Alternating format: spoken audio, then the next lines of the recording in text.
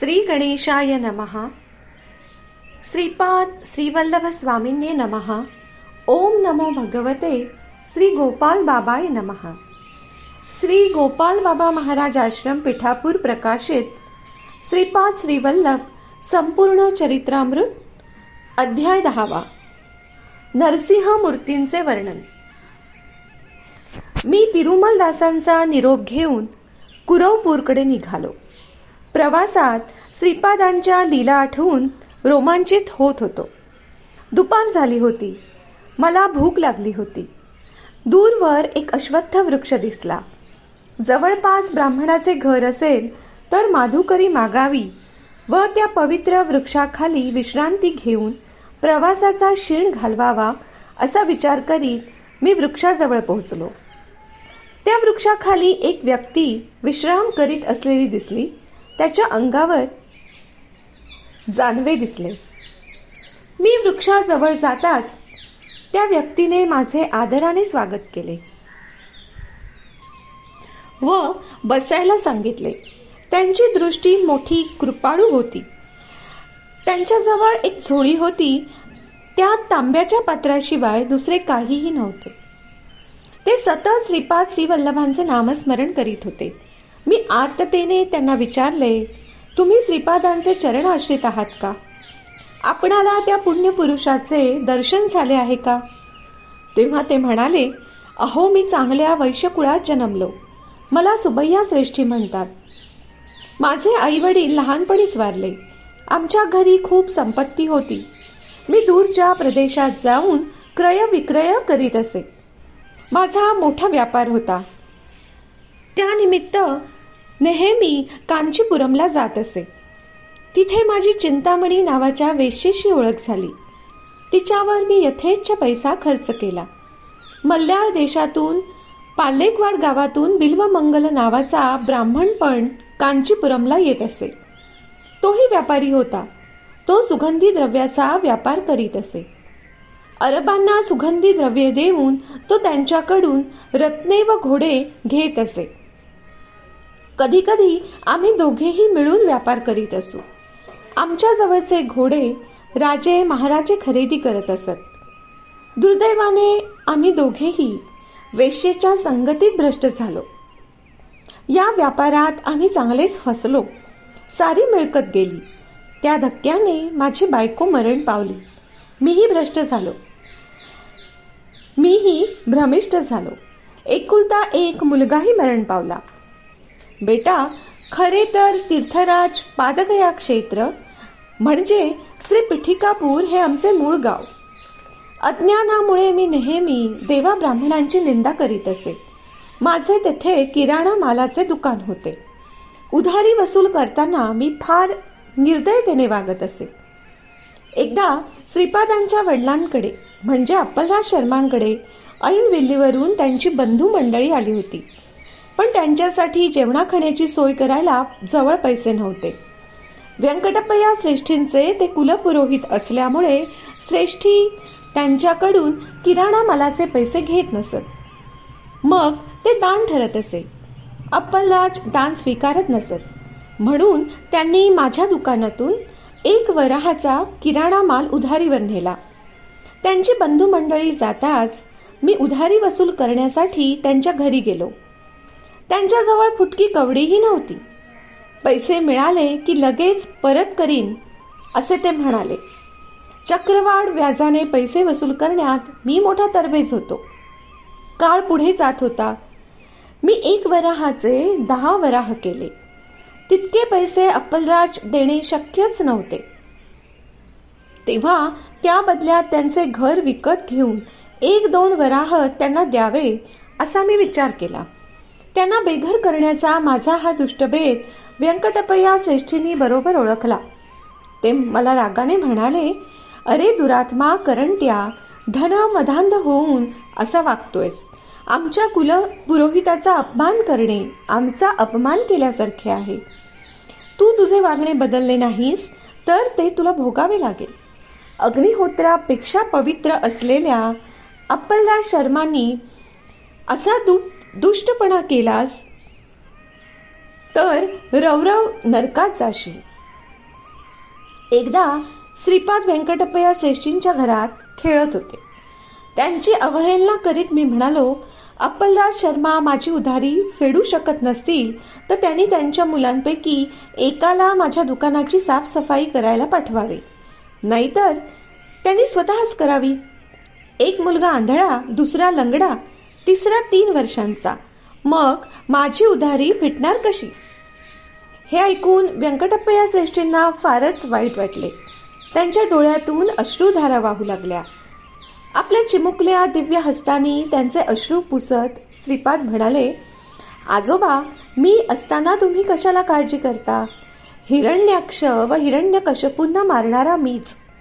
सुबैयाची उधारी फेडणे काय कठीण? नंतर श्रीपाद माझ्याकडे वळून म्हणाले, अरे चल, तुझ्या दुकानाची साफसफाई करून तुझी उधारी फेडतो. पण एक लक्षात ठेव, उधारी फिटताच लक्ष्मी मात्र तुझ्याकडे राहणार नाही. मी इतका मदांध झालो होतो की विचार न करता होकार दिला. श्रीपादांना कडेवर घेऊन व्यंकटप्पया श्रेष्ठी पण आले. ते कळवळून मला म्हणाले, सुबैया, श्रीपादाच्या वाटेची दुकानाची साफसफाई मी करीन. कबूल करशील का? मी स्पष्टपणे नकार दिला. इतक्यात एक जटाधारी संन्यासी माझ्याजवळ येऊन विचारू लागला, सुबैया श्रेष्ठीचे दुकान कुठे आहे? मी म्हटले, मीच सुबैया श्रेष्ठी व हेच माझे दुकान. बोला, काय हवे? तो म्हणाला, मला एक ताम्र पात्र हवे आहे. त्याची किंमत कितीही असली तरी चालेल. खरे तर माझ्याजवळ 32 ताम्रपात्रे होती, पण मी त्याला म्हटले, माझ्याजवळ हे एकच ताम्रपात्र आहे, त्याची किंमत 10 वराह आहे. तो लगेच घ्यायला तयार झाला, पण त्याची एक अट होती. व्यंकटप्पयांच्या कडेवर असलेल्या श्रीपादांच्या हस्ते ते पात्र दिले तरच तो घेईल. त्याला श्रीपादांनी होकार दिला. श्रीपादांच्या हस्ते त्या जटाधारीने ते तांब्याचे पात्र घेतले. श्रीपाद हसत होते, जटाधारी पण हसत होता. श्रीपाद जटाधारींना म्हणाले, अरे, तुझी इच्छा पूर्ण झाली ना? आता तुझ्या घरी लक्ष्मी स्थिर राहील, अखंड निवास करेल. आता तू संन्यास वेश टाकून घरी जा. तुझी बायको व मुले तुझी वाट पाहत आहेत. जटाधारींच्या डोळ्यात आनंदाश्रू आले. साश्रू नयनांनी श्रीपादांचा निरोप घेऊन तो निघून गेला. मला व्यंकटप्पया श्रेष्ठींसमोर अप्पलराज शर्मांचा अपमान करण्याची फार इच्छा होती. ती संधी आज चालून आली. त्यामुळे मोठ्या अल्टीतच मी त्यांना म्हणालो, ताम्रपात्राचे पैसे मिळाले, त्यातून आज अप्पलराज शर्मांची उधारी फिटली असे समजतो. या क्षणापासून श्रीपाद पण बंधमुक्त झाले. व्यंकटप्पया यांनी गायत्रीची शपथ घेऊन तसे म्हणायला सांगितले. हतभागी मी तसेच केले. बेटा शंकरभट्टा, अवधूताच्या सिद्ध पुरुषाच्या हाताने तांब्याची, लोहाची छोटी वस्तू जरी कुणाला मिळाली तरी घेणाऱ्याचे भाग्य फळफळते. इथे तर साक्षात दत्त अवतार असलेल्या श्रीपादांच्या हातून जटाधारीला ताम्रपात्र मिळाले. त्याच्या भाग्याचे काय वर्णन करावे? मी खरोखर दुर्दैवी. त्या क्षणापासून माझ्या शरीरात, मनात, आत्म्यात अंतर्लीन असलेल्या लक्ष्मीचा अंश क्षीण होत गेला. श्रीपादांची लीला अगम्य व अचिंत्य हेच खरे. त्यांच्या समक्ष उच्चारलेले शब्द खरे ठरतात. एकूण 32 पात्र असताना मी एकच ताम्रपात्र आहे असे म्हणालो होतो. व्यंकटप्पया श्रेष्ठी श्रीपादांना घेऊन गेल्यानंतर मी पाहिले तर दुकानात 31च्या ऐवजी एकच पात्र उरले होते. अप्पलराजाशी केलेला खोटा हिशोब अशा रीतीने फिटला.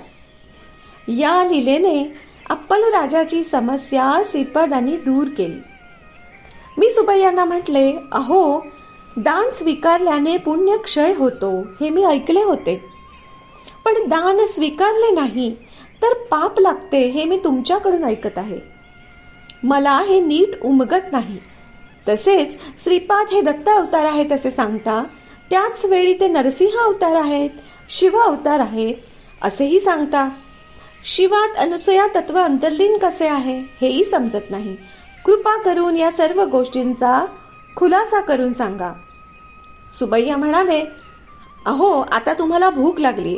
घरी आलेल्या अतिथीला त्याचे जात कुळ न लक्षात घेता प्रथम प्यायला पाणी व खायला अन्न द्यावे असे नेहमी श्रीपाद सांगत असत. तुम्ही आधी जेवून घ्या. जवळच तलाव आहे. तुमचे स्नान अनुष्ठान आटोपून या. तोपर्यंत मी केळीची पाने घेऊन येतो. भात व तुरीच्या डाळीचे जेवण तुम्हाला अमृततुल्य वाटेल. ते ऐकून मी थक्कच झालो. तिथे ताम्रपात्राशिवाय काहीच नव्हते. डाळ, तांदूळ, कंदमुळे, भाजी काहीही दिसत नव्हते व हे आपला जेवणाचा बेत सांगत होते.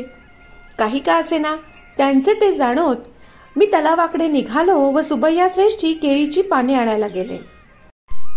मी स्नान वगैरे आटोपून आलो तोपर्यंत सुबैया केळीची 2 पाने घेऊन आले. 4 द्रोण पण त्यांनी केले. मी आश्चर्याने बघतच राहिलो. क्षणभर डोळे मिटून त्यांनी ध्यान केल्यासारखे केले व ताम्रपात्रातून प्रथम 2 द्रोणात पाणी ओतले. नंतर त्याच पात्रातून तुरीची डाळ व भात वाढला. आम्ही दोघेही ते पोटभर अमृतमय जेवण जेवलो. तो दैवी प्रसाद होता, कारण नंतर ते पात्र जसेच्या तसे रिकामे होते. शनी प्रदोष शिव अर्चना फळ. श्रीपाद सर्व देवता स्वरूप. शनी हा कर्मकारक ग्रह आहे. राहू केतू छायाग्रह. राहू शनीसारखी फळे देतो तर केतू अंगारक म्हणजे मंगळासारखी फळे देतो. कर्मकारक शनी हा कर्मसाक्षी सूर्याचा पुत्र आहे. सूर्योदयाच्या पूर्वीचा व सूर्यास्ताच्या आधीचा काळ फार पवित्र मानला जातो. त्यावेळी संध्या व अग्निपूजा करणे विशेष फलदायक ठरते. प्रातःसंध्येच्या वेळी सूर्याची सर्व शक्ती सर्वत्र पसरण्यासाठी सिद्ध असते. सायं संध्येच्या वेळी समस्त शक्ती सूर्याला तिरोगमन दिशांनी पोहोचवते. म्हणून शनिवारची सायं संध्या फार महत्वाची असते. चतुर्थी, त्रयोदशी या राहूच्या बलवान तिथ्या आहेत. शनी त्रयोदशीच्या पर्व दिवशी संध्याकाळी शिव आराधना करणाऱ्या माणसाचे पूर्वजन्मकृत घोर पाप समूळ नष्ट होते.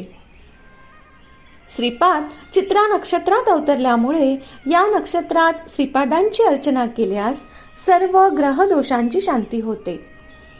युद्ध, अपघात, शस्त्रास्त्रांनी होणारे अपमृत्यू, कर्जबाजारीपणा या बाधा मंगळामुळे येतात. ऋण म्हणजे पाप, अरुण म्हणजे पाप नसणे. मंगळात चित्रा नक्षत्रात श्रीपाद अरुण वर्णाने प्रकाशित होतात.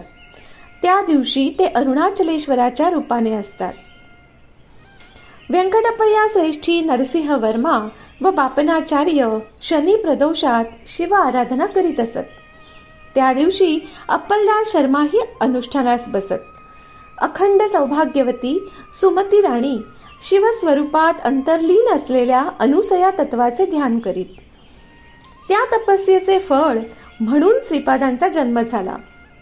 त्यामुळे व्यंकटप्पय्या श्रेष्ठी नरसिंह वर्मा बापनाचार्य यांच्याकडून घेतलेले पैसे हे दान ठरणार नाही, उलट ते न स्वीकारणे हे पाप आहे.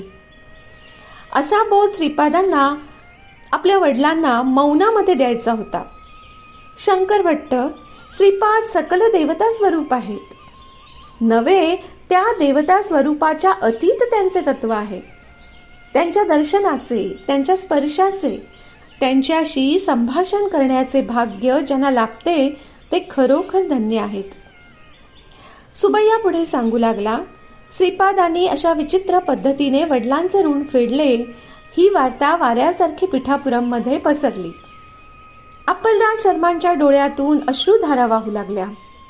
सुमती राणीने आपल्या लाडक्या मुलाला छातीशी घट्ट धरून ठेवले. त्या तन्मया अवस्थेतच राहिल्या.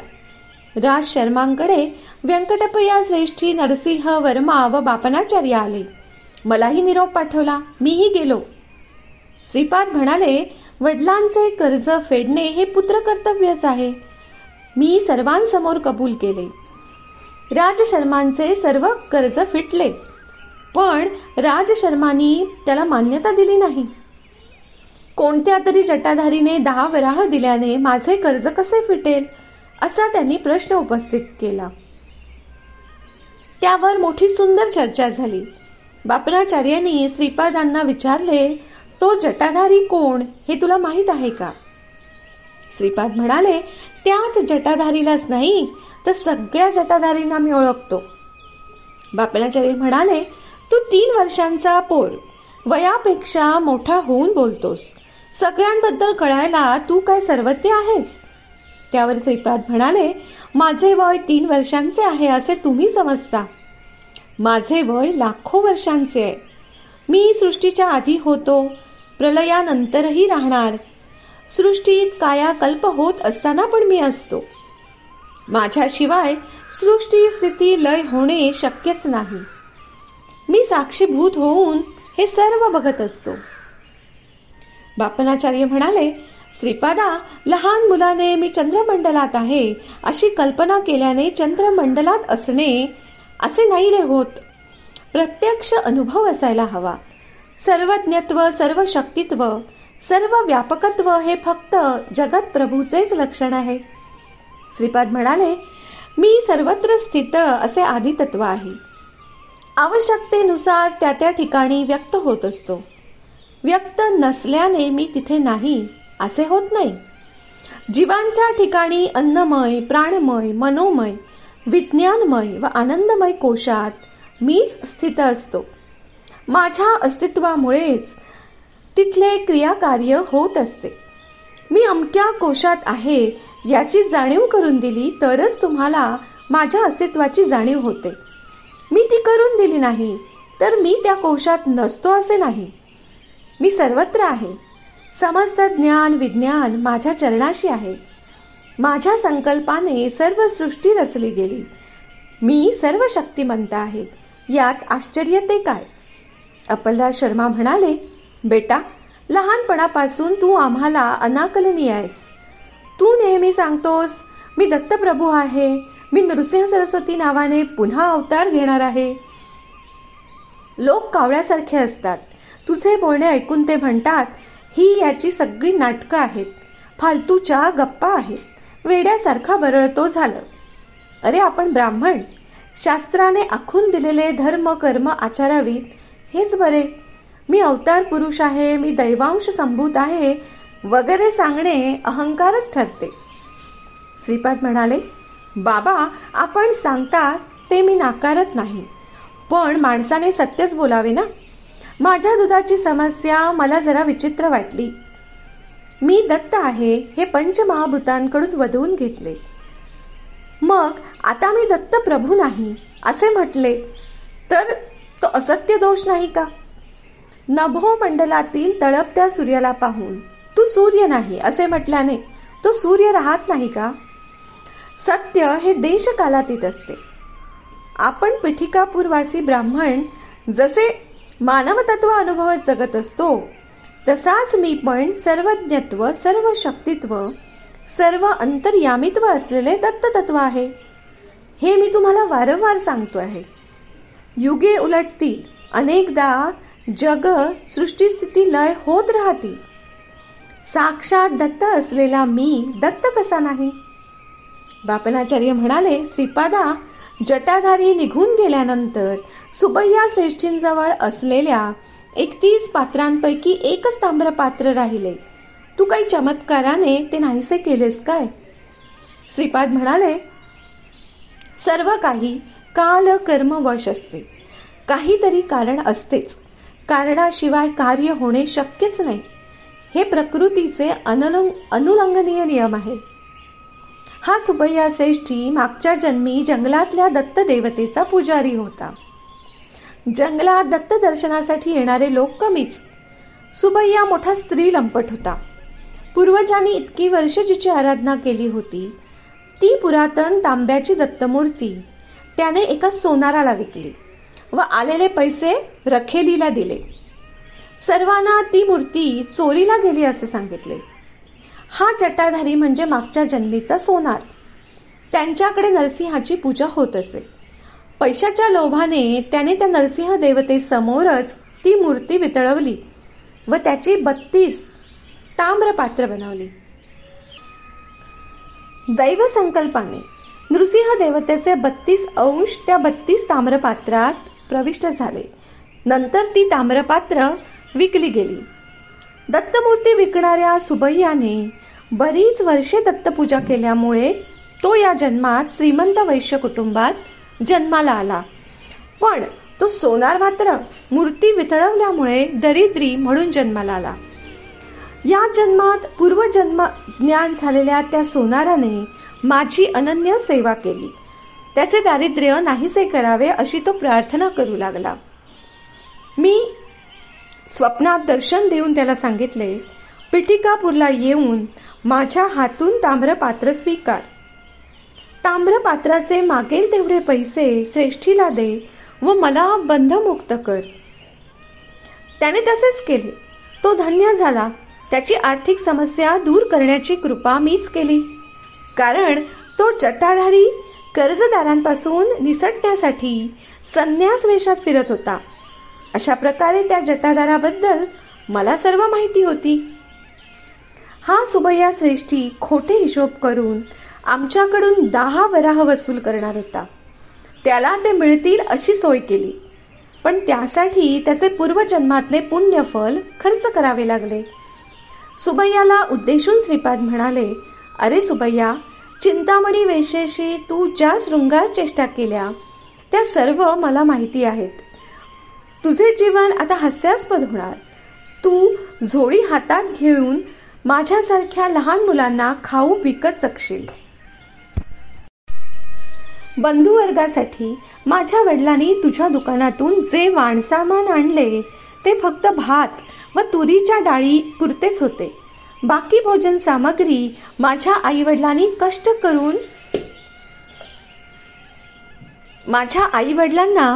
करून जमवावी लागली. मला तुझ्यापेक्षाही जास्त चांगला हिशोब करता येतो. तेव्हा आता लक्षात ठेव, तुला जेव्हा अन्नपाणी मिळेनासे होईल तेव्हा तुझ्याकडे उरलेल्या या ताम्रपात्रातून तुला पाणी, भात व तुरीची डाळ एवढेच मिळेल. तू ज्याला खाऊ घालशील त्याच्यावर तुझ्या पुरतेच ते येणार. बोलताना श्रीपादांचा स्वर कठोर झाला होता. त्यांचे मुखमंडल दिव्य तेजाने झळकत होते. पण रागाने त्यांचे डोळे अग्निगोळ्यासारखे लाल झाले होते.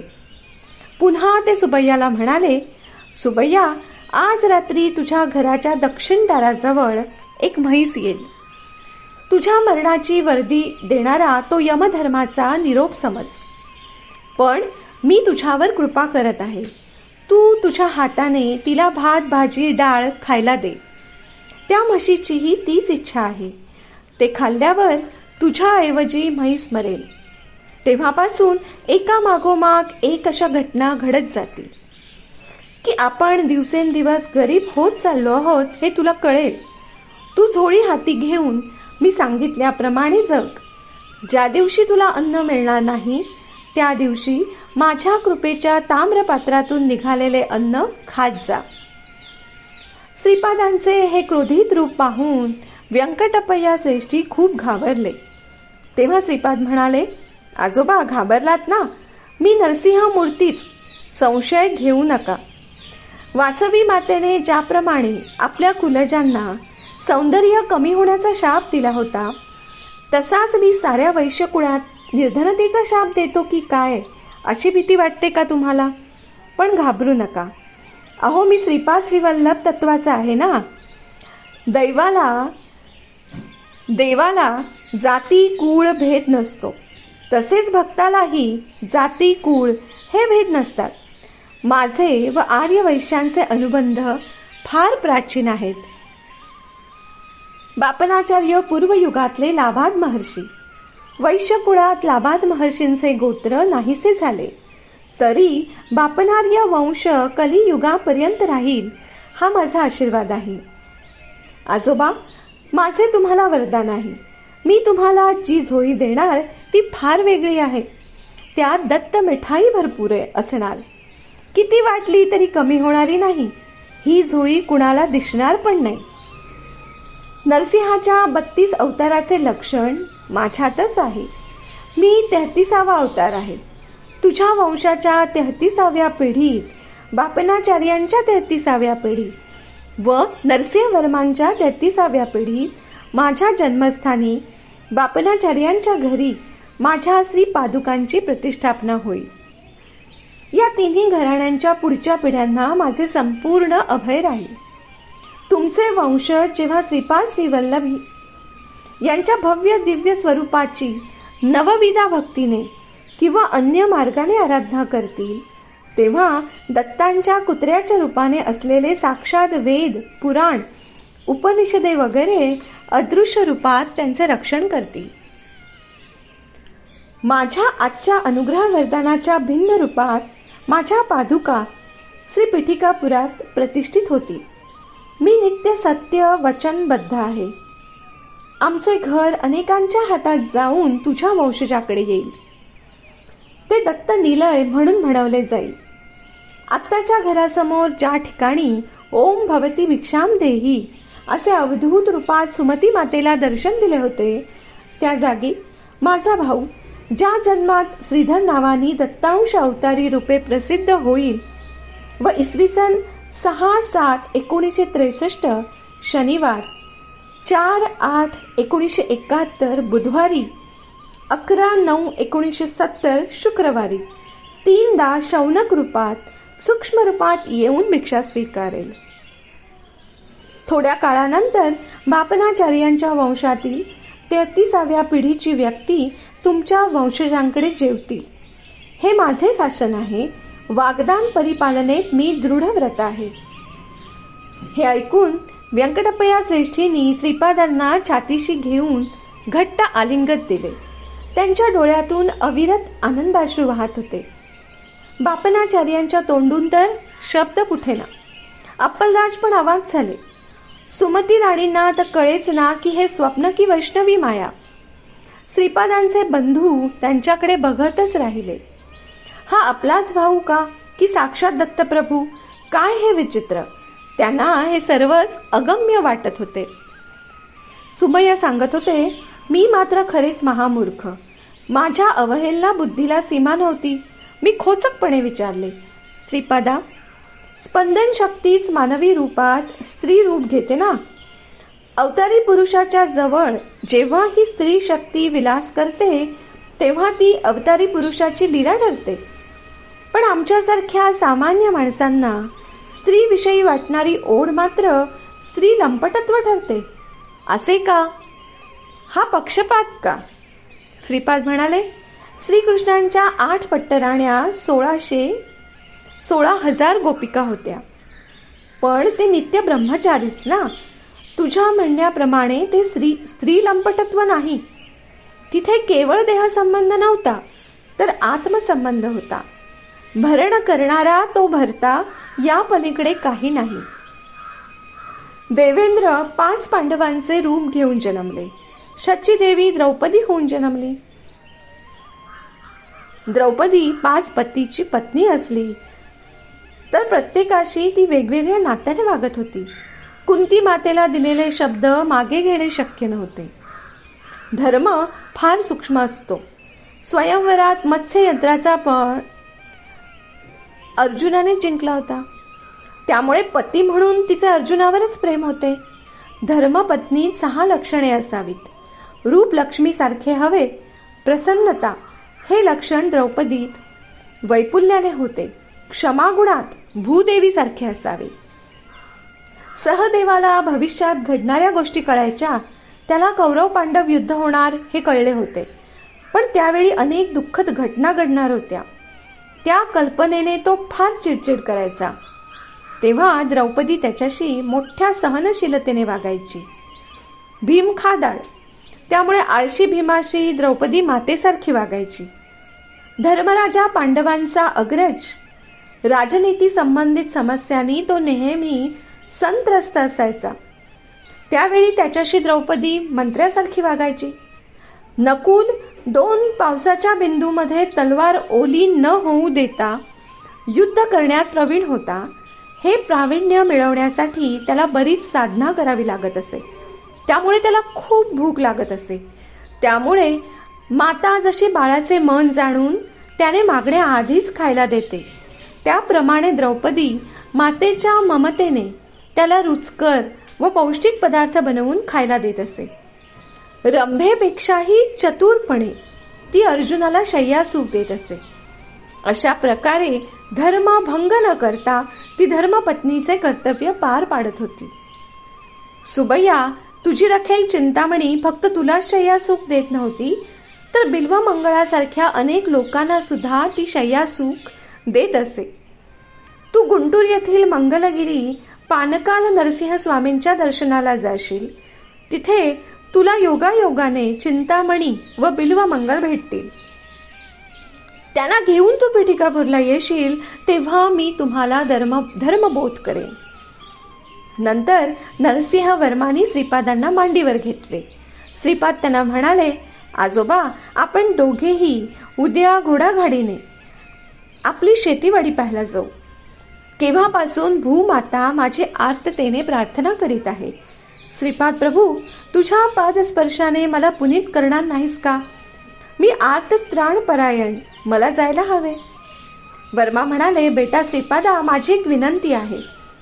आपली श्री पिठिकापूर जवळ जमीन आहे ना, तिथे एक गाव वसून गावकऱ्यांकडून शेती करायची. त्यासाठी अप्पलराज शर्मांना त्या गावची पाटीलकी द्यायची. नाहीतरी ऐनवेल्लीची पाटीलकी आपल्याकडे नाही का? त्यावर हसत श्रीपाद म्हणाले, आजोबा, तुम्ही तुमच्या जमीनदारीचा विचार करता आणि माझ्या जमीनदारीबद्दल बोलत नाही, हे मला पटत नाही. तुम्ही प्रथम बाबांना पाटील करणार, नंतर ती पाटीलकी मी सांभाळावी असे सुचवता. माझ्या चरित्रात घंडीकोट श्रीपाद श्रीवल्लभराज शर्मा अमक्या गावाचा पाटील होता इतकाच उल्लेख राहील, पण मी माझी पाटीलकी विश्वव्याप्त राहणार आहे. मला दररोज कोट्यानुकोटी पुण्य राशींचे हिशोब ठेवावे लागणार आहेत. विश्व कुंडलिनी हलवणे हे माझ्या अवताराचे प्रयोजन आहे. माणसाप्रमाणेच गावाला, शहराला, पुण्यक्षेत्रालाही कुंडलिनी असते. सांद्र सिंधू वेद जाणणाऱ्यांनाच कळणारे ते योग रहस्य आहे. पिठिकापूरची कुंडलिनी तुम्हा तिघांच्या 33व्या पिढीत हलवू. आता घाई कसली? नशिबाने तुमच्या हाती लागणारा हा अवकाशातला प्रत्येक क्षण सद्विनियोगात घालवा. बेटा शंकरभट्टा, नरसिंह वर्मानी अशा प्रकारे श्रीपादांना पिठिकापुरात स्थायिक करण्याचा प्रयत्न केला. श्रीपाद वैभव, माझे अज्ञान फारच वाढले होते. मी स्वतः श्रीकृष्णच आहे असे श्रीपादांनी सांगताच मी त्यांची थट्टा करत त्यांना विचारले, श्रीपादा, तूच कृष्ण आहेस असे म्हणतोस, तर या अवतारातही तुला 18 पट्टराण्या व 16,000 गोपिका आहेत का? तेव्हा श्रीपाद म्हणाले, अष्टविधा प्रकृती ह्याच माझ्या 8 पट्टराण्या. माझा अवतार 16 कलांनी परिपूर्ण आहे. माझ्या शरीरातून, मनातून म्हणजे श्रीपाद श्रीवल्लभ अवताराच्या दिव्य आत्म्यातून, दशदिशातून प्रत्येक क्षणी शक्ती स्वरूप स्पंदने व्यक्त होत असतात. अशी 1000 स्पंदने 16 कलातून व्यक्त होत असल्यामुळे ही 16,000 स्पंदने माझ्या 16,000 गोपिका झाल्या. पूर्व अवतारात त्या मानव रूपाने आविर्भूत झाल्या, तर या अवतारात त्या निराकार स्पंदन रूपात आहेत. माझ्या विविध देवता स्वरूपाची आराधना केली तरी काही बिघडत नाही, कारण ती माझीच आराधना आहे. ब्रह्मा, विष्णू, महेशाचे स्वरूप माझ्यातच एकवटले आहे. विविध साधकांच्या विविध साधना पद्धती असतात. कुठल्याही प्रकारे केलेली आराधना मलाच पोहोचते. नृसिंहवर्मांना त्या रात्री नृसिंहाने 32 रूपात दर्शन दिले. ते असे: कुंदपाद नरसिंहमूर्ती, कोप नरसिंहमूर्ती, दिव्य नरसिंहमूर्ती, ब्रह्मांड नरसिंहमूर्ती, समुद्र नरसिंहमूर्ती, विश्वरूप नरसिंहमूर्ती, वीर नरसिंहमूर्ती, क्रूर नरसिंहमूर्ती, बिभत्स नरसिंहमूर्ती, रौद्र नरसिंहमूर्ती, धूम्र नरसिंहमूर्ती, वन्ही नरसिंहमूर्ती, व्याघ्र नरसिंहमूर्ती, बिडाल नरसिंहमूर्ती, भीम नरसिंहमूर्ती, पाताल नरसिंहमूर्ती, आकाश नरसिंहमूर्ती, चक्र नरसिंहमूर्ती, वक्र नरसिंहमूर्ती, शंख नरसिंहमूर्ती, सत्व नरसिंहमूर्ती, अद्भुत नरसिंहमूर्ती, वेग नरसिंहमूर्ती, विदारण नरसिंहमूर्ती, योगानंद नरसिंहमूर्ती, लक्ष्मी नरसिंहमूर्ती, भद्र नरसिंहमूर्ती, राज नरसिंहमूर्ती, वल्लभ नरसिंहमूर्ती, नरसिंहमूर्ती श्रीपाद श्री वल्लभ, नरसिंहमूर्ती श्री नृसिंह सरस्वती अवतार आणि नरसिंहमूर्ती प्रज्ञापूरवासी श्री स्वामी समर्थ. श्रीनिवास म्हणजे व्यंकटेश बालाजी वृत्तांत. बेटा, उद्याचा परम पवित्र दिवस आहे. कन्या मासात श्रवण नक्षत्रात द्वादशीला सोमवार सिद्ध योगात श्री व्यंकटेश्वर मूर्ती रूपात प्रकट झाले. वैशाख शुद्ध सप्तमीला विलंबी नाम संवत्सरात श्री व्यंकटेश्वरांनी कुबेरापासून धनसहाय्यता घेऊन कर्ज रोखा लिहून दिला. श्री पद्मावती देवी मृगशीर नक्षत्रात जन्मल्या. वैशाख शुद्ध दशमीला उत्तर फाल्गुनी नक्षत्रावर श्रीनिवास व श्री पद्मावती देवीचे लग्न झाले. श्रीनिवासांचे गोत्र भारद्वाज आहे. पांडव वंशातील सुधन्वा राजाला नागकन्येपासून आकाश महाराज नावाचा मुलगा झाला. त्याच्या भावाचे नाव तोंडमान. आकाश राजाला पद्मावती नावाची मुलगी व सुधान नावाचा मुलगा होता. पद्मावतीच्या लग्नाच्या वेळी आंदण म्हणून ते राज्य आकाश राजाने श्रीनिवासांना दिले. नंतर अगस्ती ऋषींच्या सल्ल्याप्रमाणे श्रीनिवासांना मिळालेले राज्य अर्धे सुधानाला व अर्धे तोंडमानला दिले. सुबैया श्रेष्ठी मला म्हणाले, शंकरभट्टा, आता तू विश्रांती घे. रात्री श्रीपादांच्या दिव्य नामाचे संकीर्तन करू. ज्योतिषशास्त्र दृष्ट्या उद्याचा दिवस परम पवित्र. उद्या श्रीपादांच्या आश्चर्यकारक लीलांचे वर्णन करू. चिंतामणी व बिल्वमंगल यांना पिठापूरला कसे आणले गेले, त्यांच्यावर श्री गुरूंनी कसा कृपा कटाक्ष टाकला, नरसिंहाच्या भूमीवर श्रीपादांनी ज्या विचित्र लीला केल्या त्याची आठवण म्हणून जे गाव निर्माण केले ते चित्रवाडा या नावाने प्रख्यात झाले. पुढच्या काळात श्रींच्या शेवटच्या कल्की अवतारापर्यंत किती चित्र विचित्र घटना घडणार आहेत त्याचे वर्णन पुढे बघूया, असं सांगून सुबैया मला जवळच असलेल्या कुटीरात घेऊन गेले. तेथे 2 चटया टाकलेल्या होत्या व 4 चांगल्या जातीचे कुत्रे पहारा देत होते. श्रीपादांच्या स्मरणाने मिळणारे फळ, श्रीपादांच्या दिव्य लीला इतरांनी सांगणे असाध्यच. त्या अतिशय हृदयंगम आहेत. त्यांच्या स्मरणानेच माणसांच्या जन्मजन्मांतरीच्या पापराशी भस्मीभूत होतात. श्रीपाद श्रीवल्लभांचा जय जयकार असो. अध्याय 10 संपूर्ण.